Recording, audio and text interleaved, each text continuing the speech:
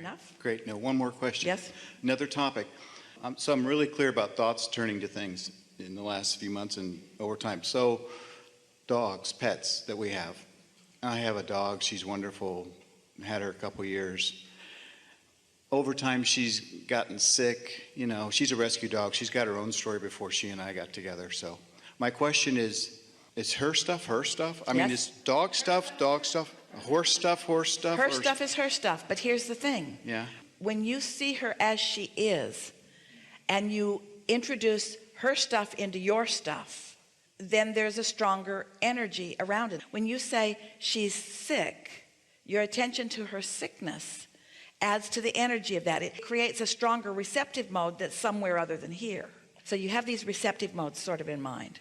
So now, when you are in the receptive mode of your inner being, and you're focused upon another, even if they're not doing well, and you are feeling, even if there's evidence that they're not doing well, and even though the evidence is there, because you are so in alignment with the vortex version, in other words, the evidence is just the contrast that has created a vortex version.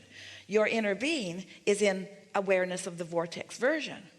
So your inner being is only seeing the evidence of the desire, not the evidence of the problem that has caused the desire.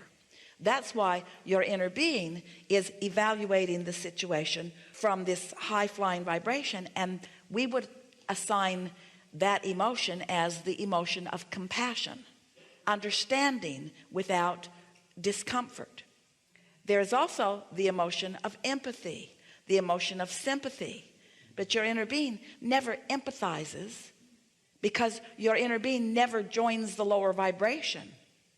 So if you're going to hold someone as your object of attention, do them a big favor and be tuned into who you really are, so that as you observe them as what they are wanting, not where they currently are. Let's talk about this. This is really good, and we've never said this before. Ooh, you're going to like this. So, do you accept that you do hold two perspectives? There's the perspective of your inner being and the perspective from your personality. And does it make sense that you could merge those perspectives, and so that you could be standing in the same opinion or perspective that your inner being is? And we want to call that compassion. That's seeing through the eyes of source. So your inner being has a perspective, and you have a perspective. Your inner being will never join you over here. Your inner being will never empathize with your struggle or pain. Your inner being is always holding the vortex view version and calling you toward that. You follow that? Mm-hmm. Yes. As your inner being is always knowing where you are in relationship to who you really are, your inner being is only focused upon who you really are. And where you are in relationship to who you really are is irrelevant to your inner being. Your inner being only holds the vibration of who you really are. So there's this constant, steady calling of you to who you really are. So sometimes as humans, often, in fact more often than not, instead of you being sensitive to the calling of your inner being, you become more sensitive to the calling of your parents, to the calling of your peers, to the calling of others who aren't over here. Now, sometimes they are. In other words, those humans who are really attractive to you, they are usually those who are tuned in, tapped in, turned on. And they've got that very strong calling power, and you want some of that, you see. But often, the people who are influencing you the most are those that are warning you, who are guarded about things, who are threatening you, who are issuing ultimatums. And so a lot of people have allowed themselves to be trained into a different receptive mode than the receptive mode of their inner being. You see what we're getting at? Sometimes your beasts do the same thing. As you said, your dog had a story before you were part of the story. And so sometimes there is that. But it really doesn't matter. It doesn't matter where anyone is. You have the ability, when you get into concert with who you really are, when you're looking through the eyes of source, when you stood before Jesus dripping your illness, he saw not your illness. He knew instead your wellness. And he knew it so well that while you were in his presence, your illness could not even vibrate in there. The vibration that he held for you was so dominant that it just sort of made your strings vibrate with his strings. And then he said, Go forth and tell no one. Don't go home and talk about it to others. They're going to talk you right back into where you were. And so it's the same thing. Everything is like that. You have the capacity to be in this highest vibration because you've created it. Life caused you to create it. It grew and it became more. It's been calling you. And when you feel that calling, and when that calling feels good, and you move in the direction of that calling, then that's the sweetness of life that you came to live, you see. And so anybody, usually with your pets, it's easier with them than with anyone because they're usually tuned in, tapped in, turned on. And what's their secret? They really don't care what you think. They're really not trying as hard to please you as you all would like to believe that they are, you see. Dogs and teenagers, they are your best teachers because they're really not having too much of what you're offering them. Unless you're tuned in. If you're tuned in, oh, they'll go. They'll follow. They'll chase the ball with you. Thank you. Yes, indeed. Very much. Yes, indeed.